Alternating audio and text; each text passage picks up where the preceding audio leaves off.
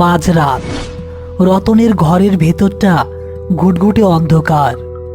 শুধু একটা ছোট্ট হ্যারিকেন টিম টিম করে জ্বলছে।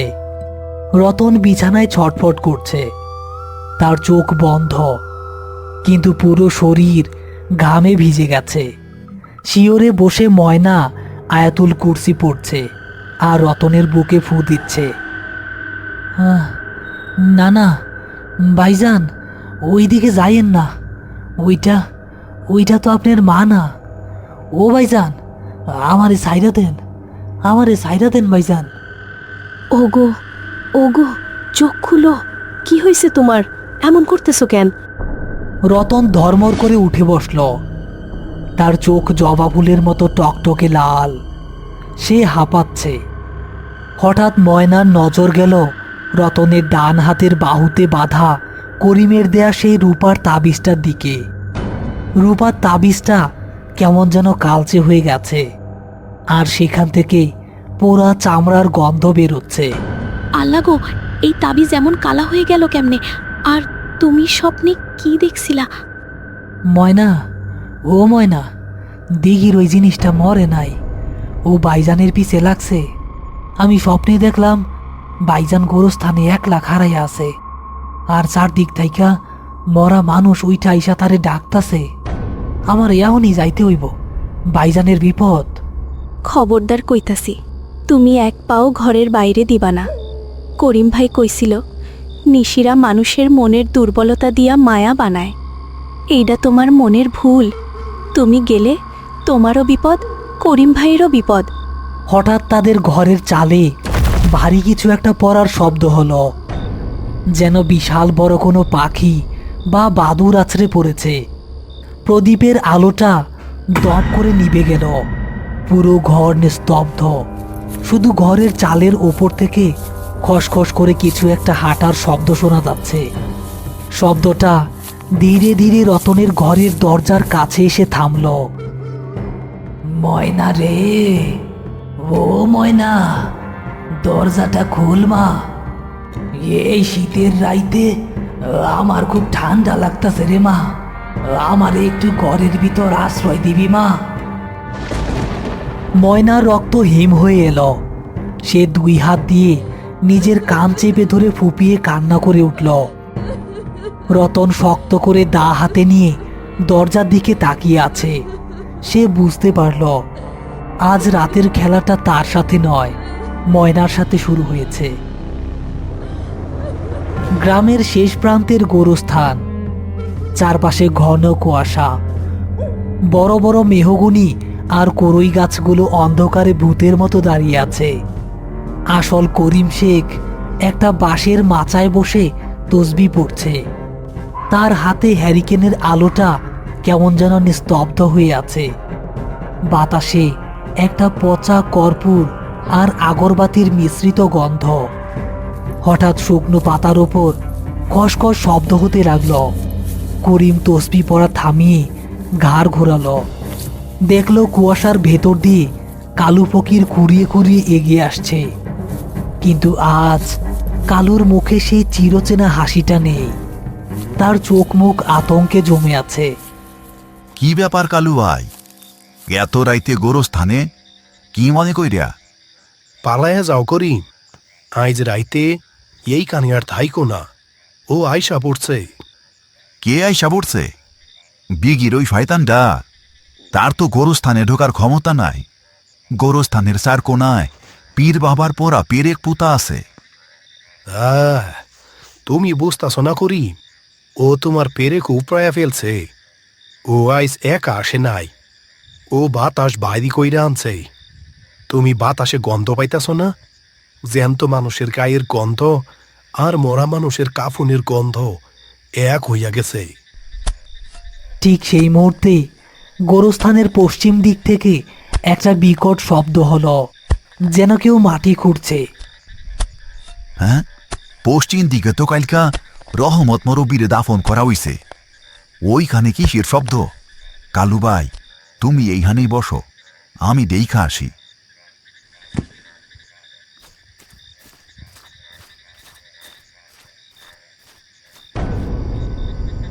যাইও না করিম, যাইও না।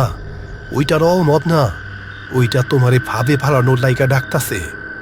করিম কালুর হাত ছাড়িয়ে পশ্চিম দিকের সারিবদ্ধ কবরের দিকে এগিয়ে গেল। কুয়াশা এতটাই ঘন যে 2 হাত দূরের জিনিসও ঠিকমতো দেখা যাচ্ছে না। রহমত আলীর নতুন কবর, বাঁশের বেড়া দেওয়া। করিম দেখল কবরের এক পাশের মাটি সরানো, সেখান থেকে একটা নারী মূর্তি পিঠ নিচু করে বসে আছে। মহিলার পরনে সাদা শাড়ি, সে ফুপিয়ে ফুপিয়ে কাঁদছে। এই কে এইখানে? এইটা গোরস্থান, কান্নাকাটি করার জায়গা না। এত রাইতে কে আপনি? মহিলাটি ধীরে ধীরে ঘাড় ঘোরালো। তার মুখটা দেখে করিমের বুকের ভেতরটা ধক করে উঠল। হাত থেকে হ্যারিকেনটা প্রায় পড়েই যাচ্ছিল। এই মুখ তার খুব চেনা। 15 বছর আগে কলেরায় মারা যাওয়া তার জন্মদাত্রী মা। করিম বাজান আমার, তুই এত নিষ্ঠুর কেমনে হইলি বাজান? তুই গোরস্থানের খাদেম, আর আমি তোর মা হইয়া রাইতের পর রাইত কবরের ভেতরে আগুনে পুড়তাছি। আমার একটু পানি দিবি বাজান, আমার বড্ড তৃষ্ণা। লা হাওলা ওয়ালা কুওয়াতা ইল্লা বিল্লাহ। তুই আমার মা না, তুই ইবলিশের ধোঁকা। আমার মা নেককারা ছিল, তার কোনো আযাব হইতে পারে না। তুই অনেক বুঝস না রে করিম। তুই ভাবছস লোহার শিক আর তাবিজ দিয়া আমারে আটকায় রাখবি। মহিলাটি এবার উঠে দাঁড়ালো। তার সাদা শাড়িটা নিচ থেকে ধীরে ধীরে কালো হতে শুরু করলো। মুখটা গলে গিয়ে একটা বীভৎস রূপ ধারণ করলো, যার কোনো চোখ নেই, শুধু মুখের জায়গায় একটা বড় কালো গর্ত।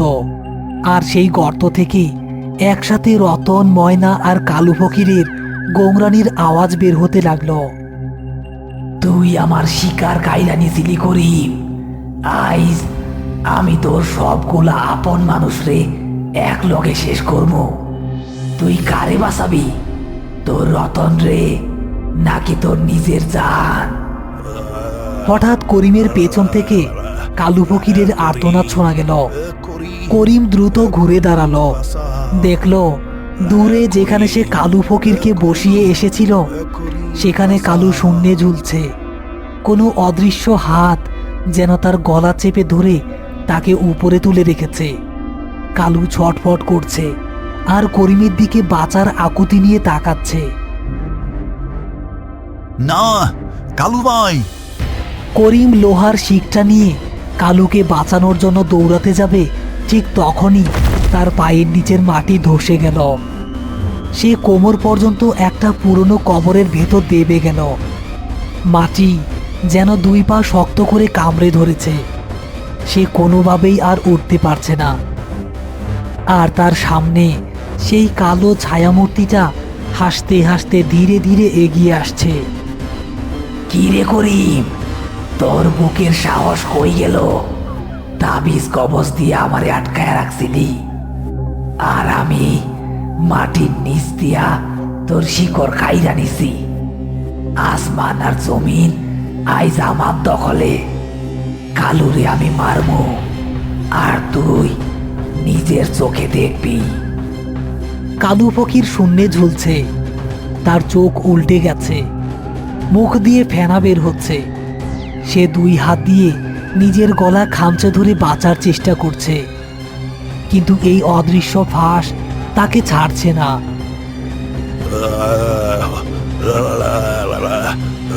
করিম, করিম, করিম বাঁচাও। ইবলিশের বাচ্চা, তুই আমারে চিনস নাই। আমি করিম। এই গোরস্থানের মাটি আমার চিরচেনা। এই মাটির নিচে শুইয়া থাকা মোর্দার উপরে তোর কোনো জোর নাই, তুই শুধু মায়া। করিম তার ডান হাতে ধরা লোহার শিকটা সজোরে নিজের সামনের মাটিতে গেঁথে দিল। আল্লাহু আকবার! এবং চোখ বন্ধ করে বজ্রকণ্ঠে পাঠ করতে শুরু করলো সূরা ইয়াসিনের আয়াত। তার ভরাট গলা রাতের নিস্তব্ধতা চিরে চারদিকে ছড়িয়ে পড়ল। লোহার শিকটা মাটিতে গেঁথে দেওয়ার সাথে সাথেই গোরস্থানের মাটি যেন কেঁপে উঠল। তার কালো গর্তের মতো মুখ থেকে একটা যন্ত্রণাদায়ক গোংরানি বেরিয়ে এলো। শূন্যে ঝুলতে থাকা কালু ফকির ধপাস করে মাটিতে পড়ল। সে জ্ঞান হারিয়ে ফেলেছে, কিন্তু তার বুকটা এখনো উঠানামা করছে। করিম, তুই এটা ভালো করলি না। তুই আমার আগুন নিভাইতে পারবি না। মূর্তিটা ধীরে ধীরে গলে গিয়ে কালো ধোঁয়ায় পরিণত হতে লাগলো এবং মাটিতে থাকা রহমতের কবরের ফাটল দিয়ে নিচে মিলিয়ে গেল। করিমের পায়ের বাঁধনও আলগা হয়ে এলো। সে হাঁপাতে হাঁপাতে মাটির গর্ত থেকে উঠে এলো। তার শরীর কাদা আর ঘামে লেপ্টে আছে। সে দ্রুত কালু ফকিরের কাছে ছুটে গেল। আর ঠিক একই সময়ে রতনের বাড়ির ভেতরে রতন আর ময়না ঘরের ভেতর শ্বাসরুদ্ধ অবস্থায় বসে আছে। ঘরের চালের ওপর থেকে সেই খসখস শব্দটা এবার দরজার কাছে নেমে এসেছে। ময়না রে, আমি আমি পুইরা যাইতাছি রে মা। আমারে একটু পানি দে। ও ময়না, তোর পা ধরতাছি রে মা। আমি না তোর বাপ, দরজাটা একটু খোল। আমি আর সহ্য করতে পারতাছি না। আব্বা, ও আব্বা, আপনি যান গা। আল্লাহ গো, আমার আব্বার গলা কেমন করে নকল করতেছে এই শয়তান। ময়না, তুমি কাইন্দো না। এইটা তোমার আব্বা না, এইটা শয়তান। ভাইজান আমারে যে রূপার তাবিজটা দিছিল, দেখো সেইটা কেমনে গরম হইয়া আগুন হইয়া যাইতাছে। শয়তান আমাদের ধোকা দিতে পারে নাই বইলাই তো দুর্বলতা দিয়ে ঘরে ঢুকতে চায়। হঠাৎ দরজার কপাট সজোরে কাঁপতে শুরু করলো, যেন বাইরে থেকে কেউ বিশাল কোনো হাতুড়ি দিয়ে আঘাত করছে। ছিটকিনিটা প্রায় ভেঙে যাওয়ার উপক্রম। দরজা খোল রতন, তোর ভাইজান গোরস্থানে মরছে। তোরে কে বাঁচাইব? কালুরে আমি গাছে ঝুলাইছি। তোরা সবাই আইসকা আমার খাবার। আমি আল্লাহর বান্দা, তুই ভিতরে আইসা দেখ। তোর গর্দান আমি এক কোপে নামাইয়া দিব। বিসমিল্লাহির রহমানির রহিম। রতন তার হাতের গরম হয়ে থাকা রূপার তাবিজটা দরজার কাঠের গায়ে চেপে ধরল। সাথে সাথে দরজার ওপাশ থেকে এক বিকট আর্তনাদ শোনা গেল, যেন কারো গায়ে ফুটন্ত গরম পানি ঢেলে দেওয়া হয়েছে। ঠিক তখনই দূরের গোরস্থান থেকে বাতাসে ভেসে এলো করিমের সেই বজ্রকণ্ঠের আজানের ধ্বনি।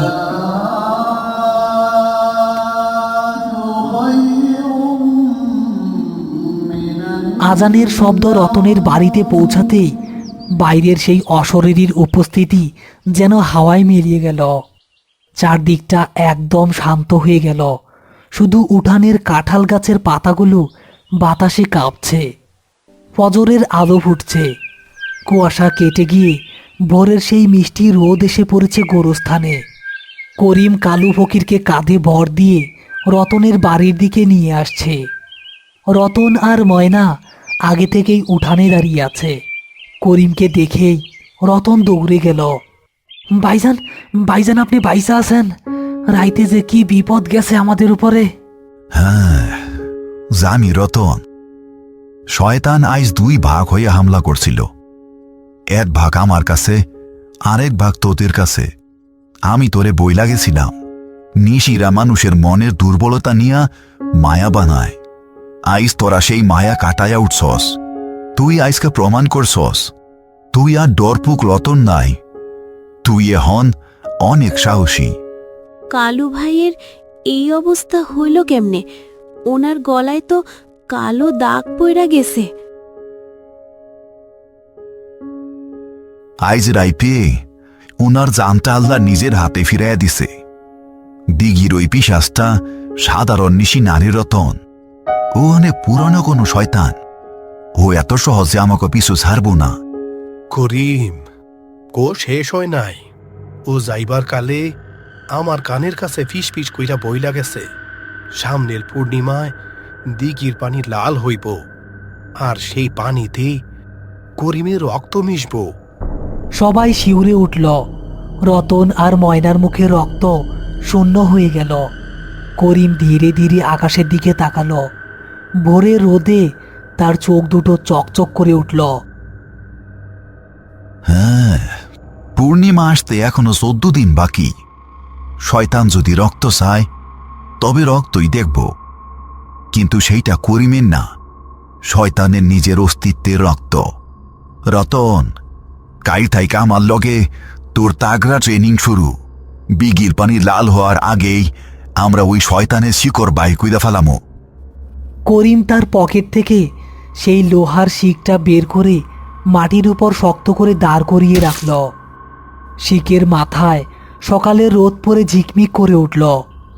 হ্যালো প্রিয় বন্ধুরা, আশা করি আজকের ভয়ঙ্কর গল্পটি আপনাদের ভালো লেগেছে। যদি ভিডিওটি দেখে ভয়, রোমাঞ্চ বা মজা পেয়ে থাকেন তাহলে অবশ্যই একটি লাইক দিয়ে আমাদের পাশে থাকুন। এমন আরও নতুন নতুন ভয়ঙ্কর ভূতের কার্টুন ও গল্প সবার আগে পেতে এখনই আমাদের চ্যানেলটি সাবস্ক্রাইব করে রাখুন। আজকের প্রশ্ন, করিমের মা রূপী নিশি যে কবরের পাশে বসেছিল সেটা কার কবর? আপনার সঠিক উত্তর ও আপনার নাম কমেন্ট করে লিখুন। যারা আজকের প্রশ্নের সঠিক উত্তর দেবেন তাদের নাম সবার আগে পরের ভিডিওতে মেনশন করা হবে। গত ভিডিওতে সর্বপ্রথম কমেন্ট করেছিলেন শরীফুল ইসলাম ও এমডি নাজমুল। আর গত সপ্তাহের ভিডিওতে বলা প্রশ্নের যারা সঠিক উত্তর দিয়েছিলেন তারা হলেন রংপুর থেকে জাকারিয়া, মিস্টার সজীব ইসলাম, সাইম, সারিকা, ইব্রাহিম, মুনতাহা ইসলাম বর্ষা, রিমি, এমডি ফয়সাল খান নারায়ণগঞ্জ থেকে, তাউজু পাবনা থেকে, তুহিন ইসলাম, তাসনিম তাফান্নুর, মারিয়া ইসলাম মাহি, মোহাম্মদ আকাশ খান ঢাকা থেকে, দিনাজপুর থেকে হৃদয়, রিয়াদুল ইসলাম তাসকিন, স্বপ্না নদিয়া থেকে, কুমিল্লা থেকে রাকিব, মোহাম্মদ জীবন মিয়া, তানভীর মাহমুদ ফাহিম, সোহান, নাইম হাসান ময়মনসিংহ থেকে, সীতাকুণ্ড থেকে ইমন, তোহা, সামনুর খাতুন, মোসাম্মদ নুরানি আক্তার নুরি সহ আরও অনেকেই। আপনাদের ভালোবাসা ও সাপোর্ট আমাদের আরও ভয়ঙ্কর ও আরও ভালো গল্প বানাতে উৎসাহ দেয়। সবাই ভালো থাকবেন। আবার দেখা হবে আগামী শুক্রবারে ভয়ঙ্কর কোনো গল্পে।